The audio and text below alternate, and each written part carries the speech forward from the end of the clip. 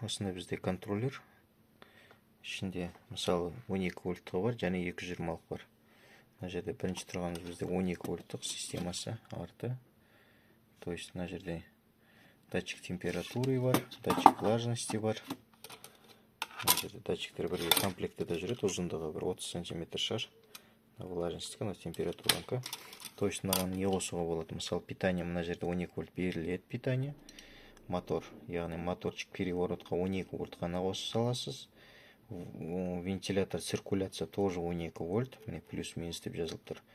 Влажность 3 пен 4 канал, нагрев, қыздыратын элемент 1-2 канал. Қазір мен сіздерге қосып көрсетемін.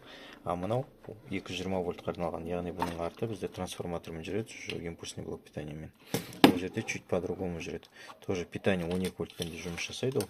Және де питание бұл жерде уже 5 пен 6, мына жерде уже 10 подключение болса, 12 вольттықты 8 подключение болады. Яғни мына жерде 5-6 контакты питание 220 вольт жүреді. Одан кейін циркуляцияға вентилятор 12 вольт, влажностьқа 12 вольт жүреді. Ал уже моторчикпен бізде қыздыратын элементіміз нагрев 220 вольтпен жұмыс істейді. 110 немесе 220 вольтпен. Егерде свет өшкен жағдайда бұл жерде 12 вольт питание мына жерге берген кезде только сізде жұмыс жасайды циркуляция температуры, немене циркуляция вентилятор жұмыс істейді, және де влажность қана жұмыс істейді. Болды. Басқа мыналар жұмыс жасамайды.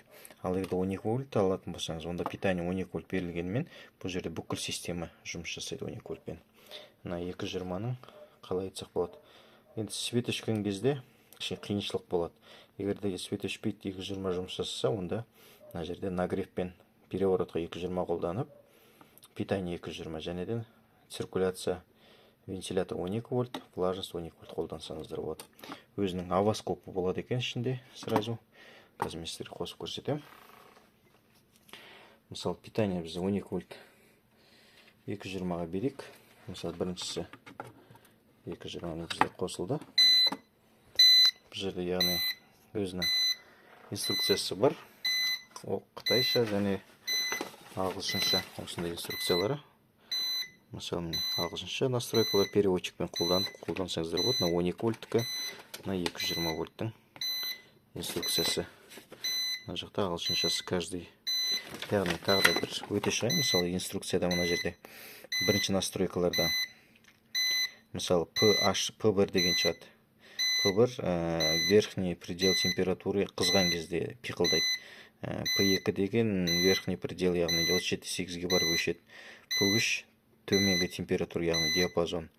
Мынау P4 дегеніміз ең төменгі температура болған кезде сигнализация ойнайды. H деген уже бізде влажностьпен жауап береді. Яғни мына жерде бірінші, екінші функция.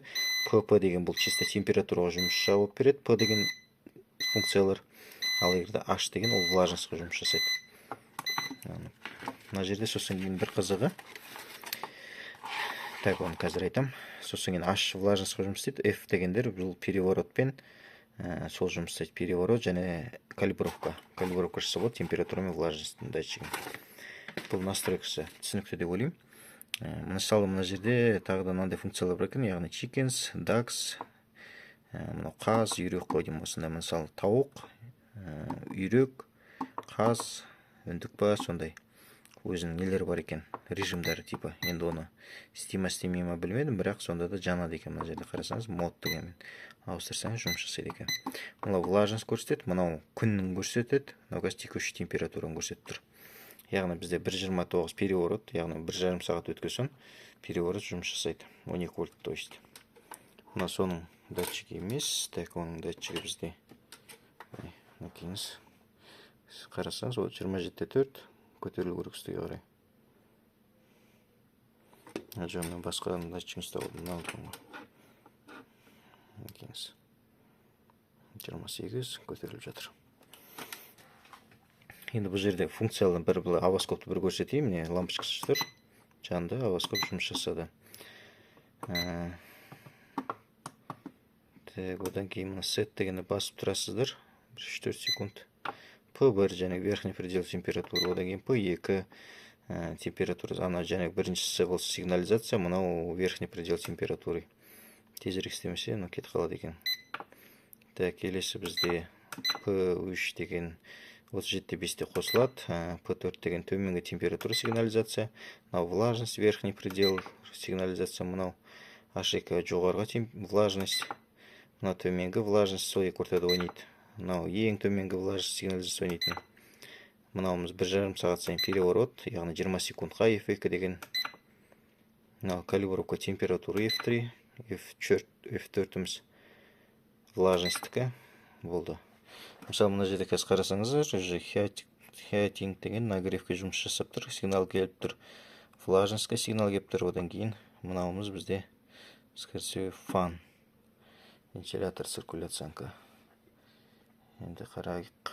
Так, бұны енді лампочка жанып тұр, оны енді мұны вентилятор қосып, кішкентай 12 вольт тексерсе болады. Оны былай сіздерге примерно көрсетейін. Жақынырақ мысалы. Бізде переворот. Так, біз крышкасы былай жабылған кезде. Біз каналдардың примерно есептейсіздер. Бізде қазір бізде нагрев 200, бұл 12 вольт қана істеп тұр қазір бізде. Яғни бізде влажность 9 бен 10, соңғы 2 канал. Плюсіміз бізде, скорее всего, 10 плюс, 9 минус шығар. Соған мысалы қызыл плюс, қара минус болады. Қазір қос көреміз. Екен істеді. 12 вольт бар. Мынау бізде постоянно істеп тұрады. Бұл циркуляция. Ішіндегі ауаның циркуляциясы. Бұл постоянно питание бар.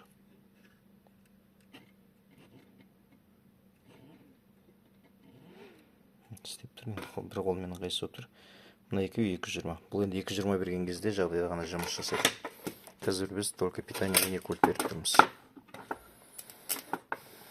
Так. Бізде коротковый тетка қойды. Сигнализация смены жұмыс жасайды. Келесі таза 12 вольтпен жұмыс жасайды. Бұл яғни алып түсеңіз, мысалы, таза 12 вольтпен жұмыс жасайды. Бұл жерде яғни бізде мына